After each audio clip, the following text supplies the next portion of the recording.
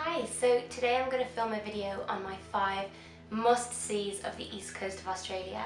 I'm back from Australia about 3 months now and I'm still reminiscing about it. I'm very nostalgic. All my friends are tired of me talking about it, so I thought I would take this opportunity to tell you guys all about it and maybe help you out if you're on a tight budget and you can only do certain things, or if you're thinking of doing the year abroad in Australia or just going on a holiday on the east coast. Then I've been about as far north as Cairns and as far south as Melbourne. So I do have a little bit of knowledge about the area and maybe this video can help you out. So my number 5 spot goes to the nightlife in Surfers Paradise. Now a lot of people seem to think that Surfers Paradise is very tacky and it's somewhere you can miss out on, but I absolutely disagree. A lot of the east coast is quite bare and barren, and it's really nice for a change to go to, a small city. And they've got the beautiful beach there. Yes, the streets might look a little bit tacky, but they're also very colourful. The people are so nice there. The nightlife is incredible, and it's kind of got a bit of everything. It's just got a party atmosphere, and everybody is in a great mood. So I would definitely recommend it. I stayed in one of the best hostels I stayed in all of Australia there, and that was the Sleeping Inn, so I will link it down below. The people were so nice, they collect you in a limo, and it's a really different small hostel. I went alone and I had no problem making friends.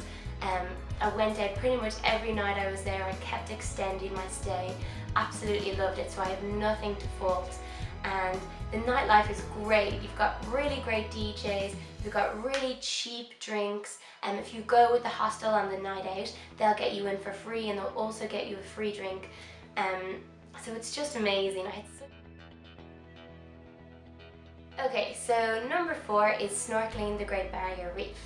I say snorkeling purely because it's a little bit easier than scuba diving, and when you're scuba diving you've got a lot of other things to think about, like how am I breathing and stuff like this. So I was a little bit more relaxed snorkeling and I did it more times, so that's why I say it. I lived in Cairns for a couple of months, so I was able to go out to the reef a good few times. Both trips were really great. They do kind of like day trips out there. You might spend between $100 and $150 if you're doing a scuba dive. And they bring you out to maybe 2 or 3 different parts of the reef. It was really, really great. I was unfortunate not to see any sharks, or you might, when you're out there you want to see reef sharks or turtles, but I didn't see any of those. But I did see tons of like really colourful fish, and on one of the days I went the visibility wasn't great. It can just depend on the weather, but another day that I went it was really, really great and you can take tons of pictures and stuff, so it was so much fun.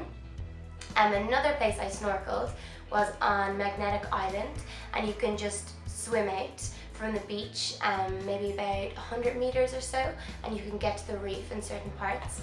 So that was really, really cool and nice to see different parts of the reef. And then on the Whitsundays was really great snorkeling there, because that's where I saw some giant sea turtles, which was so exciting. And we also got to feed big Maori wrasse, which are the really big fish, and it was really, really cool. So definitely the experience of a lifetime to see the Great Barrier Reef, and I think every backpacker just has to do it.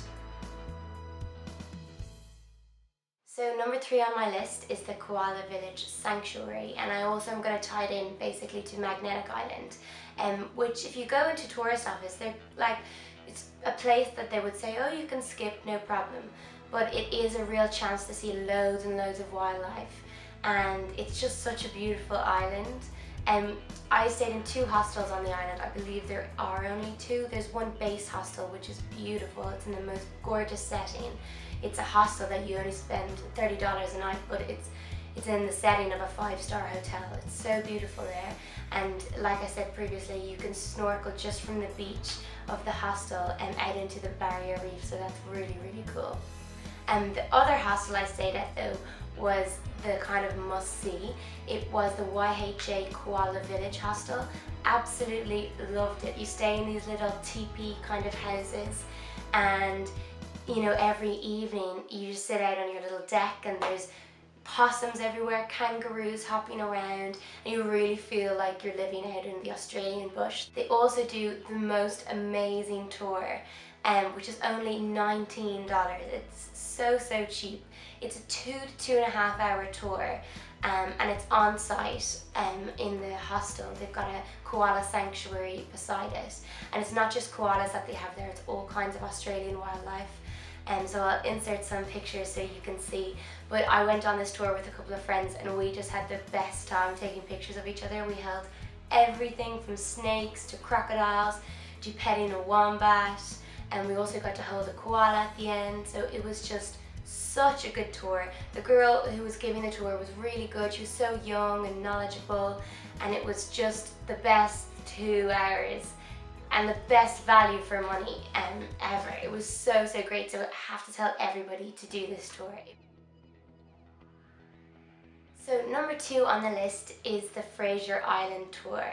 A lot of people do the Whitsundays on the Fraser Island tour, and they're both brilliant, but for me, definitely Fraser Island wins out. It's a 3-day tour, 3 days and 2 nights I think you're on the island, and it's pricey enough. It's about $250 to $300, but it is absolutely amazing. You can do it from Rainbow Beach or from Hervey Bay.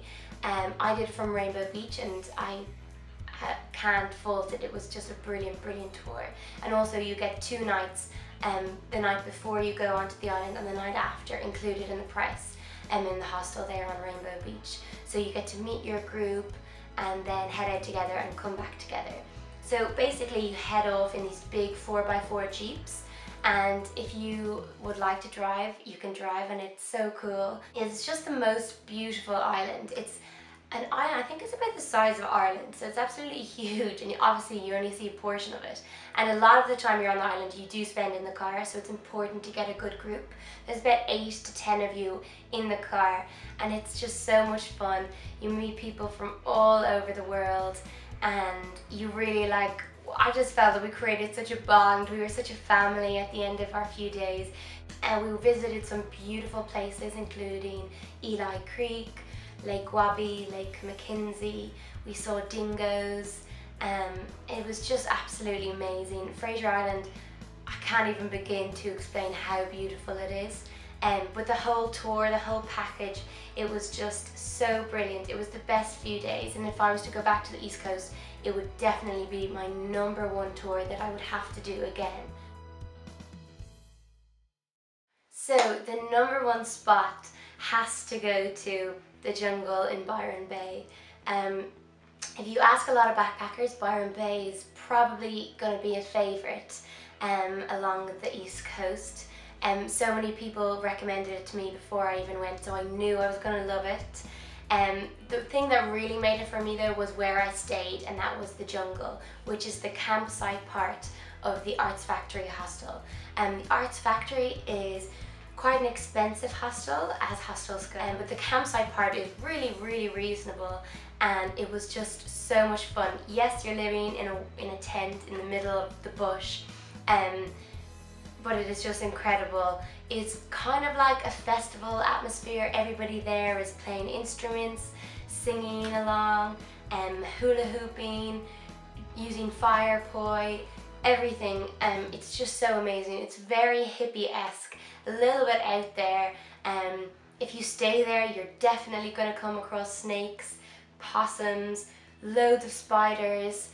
So it might not be for everybody, but if you can put those things aside, it is absolutely amazing.